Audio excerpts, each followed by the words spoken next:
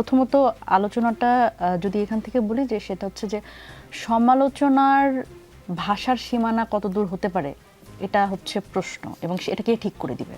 হ্যাঁ, এখন ধরেন একজন চাঁদাবাজি করে, এখন আপনি তাকে তার চাঁদাবাজ বলতে দিবেন না। হ্যাঁ, একজন ঋণ খেলাপি, তাকে স্বাভাবিকভাবে যে ঋণ খেলাপি তাকে ঋণ খেলাপি বলে রাগ করবে, চাঁদাবাজকে চাঁদাবাজ বললে রাগ করবে, মাফিয়া তন্ত্র কায়েম যারা করে তাদের মাফিয়া বললে রাগ করবে, কারণ আন্ডারগ্রাউন্ড পলিটিক্স করে। তো ক্যাডার যে আসলে অস্ত্রশস্ত্র নিয়ে ঘুরে তাকে আপনি ক্যাডার বললে সে রাগ করবে। তো আপনি এখন তাহলে বলবেন না, তাহলে বলেন যে আপনারা এগুলো বললেন না। এখন এমন একটা সময় আমরা আছি, 5 আগস্ট পরবর্তী সময়, এই জুলাই গণ অভ্যুত্থান পরবর্তী সময় আমরা বলছি যে যে রাজনীতি আমরা দেখতে চাই সেখানে হচ্ছে কেউই আসলে জবাবদিহিতার ঊর্ধ্বে থাকবে না, কেউ প্রশ্নাতীত কাউকে রাখা যাবে না, নট ইভেন প্রধানমন্ত্রী।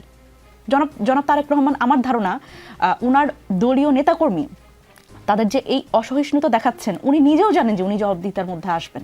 এবং আমরা তো বলি ওনাকে, ওনার ব্যাপারে বলি না, অনেক জায়গায় যেহেতু উনি পুরো সিস্টেমটা চালাচ্ছেন, অনেক কিছুর দায়ভার তো ওনারও, এবং আমরা ওনাকে প্রশ্ন করি। তো কোথায় এখন উনি যদি এখন বলেন যে না আমাকে প্রশ্ন করা যাবে না, আমরা তো হাসিনার মতো আর কাউকে নবী বানাইতে চাই না, রাসূল বানাইতে চাই না, না কোনোভাবেই না।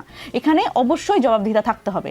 কেউ যদি চাঁদাবাজি করে তার এই চাঁদাবাজ কথাটা শুনতে পারতে হবে, এই সমালোচনা শুনতে পারতে হবে, তাহলে আপনি বন্ধ করে দেন চাঁদাবাজি, ভালো হয়ে যান, ভালো রাজনীতি করেন।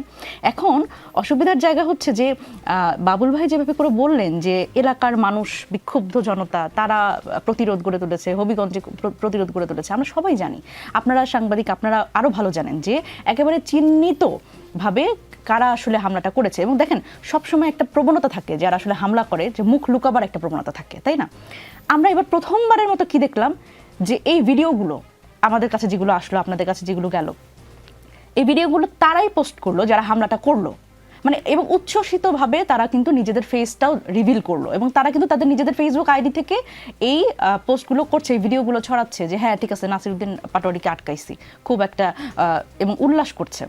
তো এই যে মারধর, এই যে সন্ত্রাসের রাজনীতি আবার বাংলাদেশে ফেরত আসলো, এবং এই যে বিএনপির ছাত্র সংগঠন একেবারে স্পষ্টভাবে যাদের বিরুদ্ধে মামলা করা হয়েছে, যে 11 জন চিহ্নিত, তাদের কিন্তু একেবারে ভিডিও ফুটেজে চিহ্নিতভাবে দেখা গেছে।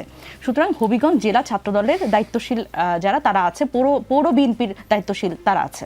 সুতরাং সেই জায়গায় এখন যদি এইগুলোকে মানে রাজনৈতিক দলগুলোর অসুবিধা কি, বিএনপি যেটা মনে করে যে তাদের ছাত্র সংগঠন বা তাদের যে সমর্থন সেটাই হচ্ছে পুরো জনগোষ্ঠী, তারাই জনতা, তারাই জনগণ, তাহলে এইভাবে করে ভাবলে তো হবে না।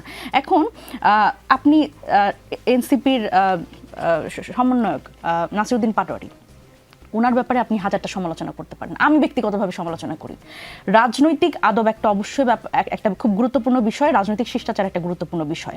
উনি এই শিষ্টাচার যদি ভঙ্গ করেন, আপনি তাকে মানহানির মামলা দেন। মির্জা আব্বাস দিয়েছে না, ওনাকে চাঁদাবাজ তো বলেছে। এখন ঢাকা 8 আসনে যখন উনি যখন নির্বাচনে দাঁড়ালেন, স্বাভাবিকভাবে আপনি যখন নির্বাচনে দাঁড়াবেন, আপনার প্রতিপক্ষের লুপ হোলসগুলো, তার লিমিটেশনসগুলো, তার যে দুর্বলতাগুলো, সেগুলো আপনি চিহ্নিত করবেন, সেগুলো মানুষের কাছে বলবার চেষ্টা করবেন, এবং আপনি কি করতে পারেন সেগুলো বলবেন। সুতরাং এটা তো খুব স্বাভাবিক, এটা তো রাজনৈতিক অঙ্গনে খুব স্বাভাবিক ব্যাপার।